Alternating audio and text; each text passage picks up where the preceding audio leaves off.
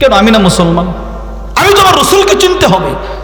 আল্লামা আব্দুর রউফ আল মানাভি রাহিমাহুল্লাহ তার বিখ্যাত কিতাব ফাইদুল কাদির শারহুল জামিউস সগীর মিন আহাদিসিল বাশীর ওয়ান নাদির, বিখ্যাত এক কিতাব। ওই কিতাবের মধ্যে লিখেছেন প্রত্যেক মা বাবার উপরে ফরজ নিজের সন্তানকে আমার নবীকে চিনানো, নিজের সন্তানকে নবী চিনানো প্রত্যেক মা বাবার উপরে ফরজ। সাহাবারা চিনাইছে।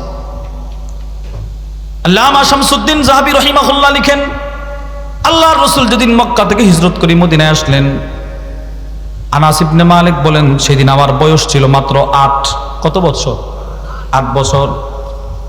فأخذت أمي بيدي فانطلقت بي إلى رسول الله صلى الله عليه وسلم। আমার মা এসে আমার হাতটা ধরলো। মা এসে সন্তানের হাত ধরছে, বয়স মাত্র 8। আমার মা আমারে টাইনা টাইনা নবীর দরবারে নিয়ে গেল।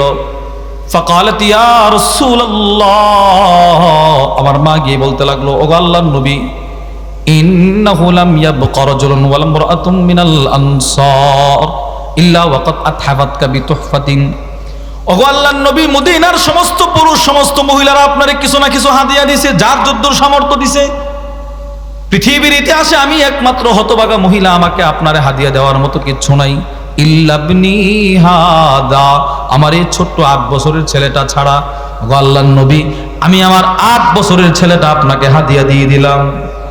জান, সে আপনার ঘরে থাকবে, সে আমারে চিনার দরকার নাই, সে আপনাকে চিনো। আপনাকে চিনতে পারলে আমি সার্থক, আমারে চিনার কোনো দরকার নাই। চিন্তা করেন, ছেলেরে নবী চিনাইছে। আল্লামা আবুল ফারাজ আব্দুর রহমান ইবনুল জাওজি রাহিমাহুল্লাহ তার কিতাব সিফাতুস সাফওয়ার মধ্যে লেখেন, আল্লাহর রাসূল বদর যুদ্ধে বের হবেন। আল্লাহর নবী বদর যুদ্ধে বের হওয়ার সময় তাকায় দেখেন অনেক মানুষ একসাথে দাঁড়ানো, যুদ্ধে যাবে। নবীজি সিলেক্ট করতেছেন কারে নিবে না। সিলেক্ট করতে গিয়ে, নির্বাচন করতে গিয়ে যারা একদম অতিশয় বৃদ্ধ এদেরকে বললেন, আপনি যাওয়ার দরকার নাই, আপনি যুদ্ধে যাই কিছু করতে পারবেন না, আপনি থাকেন মদিনায়, যুদ্ধের সওয়াব পাবেন। তুমি যুবক, তুমি আসো, তুমি যাও, তুমি আসো। এভাবে নবীজি সিলেক্ট করতেছেন। হযরত সাদ ইবনে আবি ওয়াক্কাস রাদিয়াল্লাহু তাআলা আনহু বলেন, আমার একটা ছোট্ট ভাই ছিল, নাম উমাইর ইবনে আবি ওয়াক্কাস, একদম ছোট, একদম পিচ্চি। আমি এর তাকায় দেখি বড় বড় সাহাবা যারা মুরব্বী, এদের পিছনে পিছনে সে লুকিয়ে লুকিয়ে ঘোরাফেরা করতেছে। সুবহানাল্লাহ। সে আইসা এখানে ঘুরতেছে, যেখানে যুদ্ধের সৈন্য নির্বাচন করা হচ্ছে, সৈনিক, ওখানে এসে এই ছোট ছেলে ঘোরাঘুরি করে। সাদ ইবনে আবি ওয়াক্কাস বললেন, ফাআখাযতু বিয়াদিহি, আমি তার হাতটা থাবা দিয়ে ধরলাম, থাবা দিয়ে বলতে লাগলাম, ফাকুলতু লাহু মা লাকা ইয়া আখি, কিরে ভাই তুই এখানে কি করস? তুই ছোট মানুষ, যা বাড়িতে যা, তুমি এখানে কি করো? এবার ছোট্ট ভাইটা বড় ভাইয়ের মুখের দিকে তাকায় জবাব দে, ভাই তোমরা যেই কারণে আসছো আমিও সেই কারণে আসছি। এবার সাদ ইবনে আবি ওয়াক্কাস বলে, তুই যুদ্ধে যাবি নাকি? বলে, হ্যাঁ যুদ্ধে যাব। রাসূল যুদ্ধে নিবে না, ছোট মানুষ তুমি, আবেগে সবকিছু হয় না, যাও বাড়িতে যাও। হযরত উমাইর ইবনে আবি ওয়াক্কাস বলে, ভাই না না, তোমরা তো ছোট্ট কালে নবীর ভালোবাসা শিখাইছো, আল্লাহর নবীর প্রেম তোমরাই তো শিখাইলা। আল্লাহর রাসূল যদি বদর যুদ্ধে গিয়ে শহীদ হয়ে যায়, আমরা মদিনায় কার জন্য বেঁচে থাকবো একটু বলো? তোমরা না নবী চিনাইলা, নবীরে তো এমন ভাবে চিনাইলা, এখন নবীরে না দেখলে আমাদের ভালো লাগে না। বন্ধু বান্ধবের কোনো ভালোবাসা নাই, রাসূলের চেহারা দেখলে মজা পাই। এখন আল্লাহর রাসূল বদর যুদ্ধে চলে যাবে, ওখানে শহীদ হয়ে গেলে আমরা মদিনায় কার পিছে নামাজ পড়ব? আমি আল্লাহর নবীর সাথে যুদ্ধে যাব।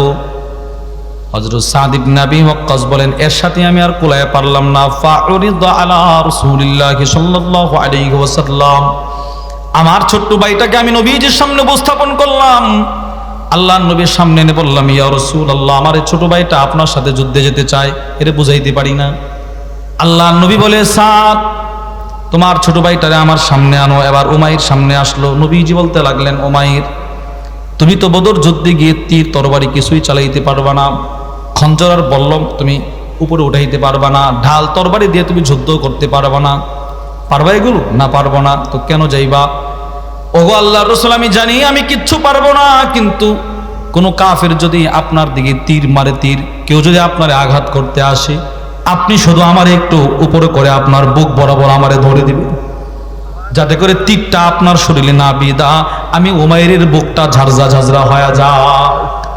কি ভাই, ছোট্ট বাচ্চা, ছোট্ট একদম ছোট। কি পরিমাণ নবীরে চিনছে বলেন। আব্দুল্লাহ ইবনে সালাম বলে আল্লাহর রাসূল মক্কা থেকে হিজরত করে মদিনায় ঢুকলেন। ইন জাফালান নাসু কিবলাহু, সব মানুষ নবীরে দেখার জন্য একটা দৌড় দিয়ে দিল। তখনও পর্যন্ত আমি কালেমা পড়ে মুসলমান হয় নাই, নবীরে দেখার জন্য সবাই দৌড়ায়। ফাজিতু ফিন্নাস লিআনজুরা, আমিও আল্লাহর নবীরে দেখার জন্য একটা দৌড় দিয়ে দিলাম। সুবহানাল্লাহ। আমি এতদিন শুধু শুনতাম নবীজি মিথ্যুক, নবীজি প্রতারক, কিন্তু এখন আমি নবীজির কাছে দেখার জন্য, একটু বাস্তবে দেখার জন্য দৌড় দিলাম। ফালাম্মা তাবায়্যানতু ওয়াজহাহু আরাফতু আন্না ওয়াজহাহু লাইসা বিওয়াজহি কাদ্দাব। আল্লাহর কসম, মুহাম্মদুর রাসূলুল্লাহ সাল্লাল্লাহু আলাইহি ওয়াসাল্লামের চেহারাটা আমি যেই মাত্র দেখলাম, আমি দেখেই বুঝে ফেলছি, চিনে ফেলছি, এত সুন্দর চেহারার মানুষটা কখনো মিথ্যাবাদী হতে পারে না। ইনি ভালো মানুষ, ইনি ভালো মানুষ। ফাকানা আউওয়ালা শাইইন সামি'তুহু তাকাল্লাম। আল্লাহর রাসূল মক্কা থেকে মদিনায় ঢুইকা সর্বপ্রথম কোন কথাটা বলে এটা শোনার জন্য আমি দাঁড়িয়ে আছি, লোকটার কথা শোনার জন্য দাঁড়িয়ে আছি। সর্বপ্রথম আমার দুই কান নবীজির যেই কথাটা শুনলো সেই কথাটা হলো, নবীজি বলতে লাগলেন, ইয়া আইয়ুহান নাস, হে লোক সকল, আফশুস সালাম, পরস্পর বেশি বেশি সালাম দাও। সুবহানাল্লাহ বলেন। নবীজি বলে তোমরা সালাম দিবে একে অপরকে। দুই, এখন থেকে নবীজি কি বলে, ওয়া আতইমুত তাআম আও ওয়া আতইমুল জাই, প্রতিবেশী যদি কেউ অনাহারে থাকে এরে খাবার খাওয়াও। ওয়াসিলুল আরহাম, আত্মীয়তার বন্ধন ঠিক রাখো। সুবহানাল্লাহ বলেন না। এই দেখেন সামাজিক ইবাদত, সামাজিক ইবাদত। সালামের পরে নবীজি বলে প্রতিবেশী কেউ অনাহারে থাকলে এরে খাবার খাওয়ায়, আত্মীয়তার বন্ধন ঠিক রাখো। ওয়াউদুল মারিদ, প্রতিবেশী কেউ অসুস্থ থাকলে এরে দেখতে যাও। সুবহানাল্লাহ বলেন। তো রাসূল মদিনায় ঢুইকাই কথাগুলো বলার উদ্দেশ্য কি, সামাজিক ইবাদতকে গুরুত্ব দিয়েছে। শুধু নবীজি আদেশ করে নাই, নবীজি আবার ফাঁকে ফাঁকে হাজিরা নিতেন। হাজিরা হাজিরা কখনো কখনো সাহাবাদেরকে বসায় বলতেন, আজকে কে কয়টা সামাজিক ইবাদত করছে। মুসলিম শরীফের হাদিস। ওয়ান আবি হুরায়রা রাদিয়াল্লাহু তাআলা আনহু قال, আবু হুরায়রা রাদিয়াল্লাহু তাআলা আনহু থেকে বর্ণিত, আল্লাহর রাসূল একদিন সাহাবাদেরকে বসায় হাজিরা নিতে লাগলেন। নবীজি বললেন, মান আসবাহা মিনকুম লিয়াউমা সাইমা, আজকে তোমাদের মধ্যে কে রোজা রেখেছো? ক্বালা আবু বকর আনা, সিদ্দিক আকবর দাঁড়ায় বলে আমি রোজা রেখেছি। সুবহানাল্লাহ বলেন। আচ্ছা তুমি রোজা রাখছো? এবার নবী দ্বিতীয় প্রশ্ন করলেন, ওয়ামান আতআমা মিনকুমুল ইয়াউমা মিসকিনা, আজকে তোমাদের মধ্যে অনাহারীকে খাবার খাইয়েছো কি? অসহায়কে খাবার খাইছো কি, খাওয়াইছো কি? ক্বালা আবু বকর আনা, সিদ্দিক আকবর বলে আমি খাওয়াইছি। এবার নবীজি বললেন, ওয়ামান আদা মিনকুমুল ইয়াউমা মারিদা, আজকে তোমাদের মধ্যে কোনো না কোনো রোগী দেখেছো কি, অসুস্থ ব্যক্তি দেখেছো কি? ক্বালা আবু বকর আনা, সিদ্দিক আকবর দাঁড়ায় বলে আমি দেখেছি।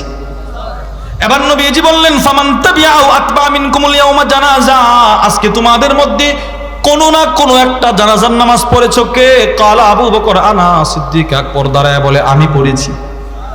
এবার আল্লাহর নবী বলেন, এই সিফতগুলো, সামাজিক ইবাদতগুলো যার ভিতরে থাকবে সে মৃত্যুর পরে সোজা আল্লাহর জান্নাতে চলে যাবে।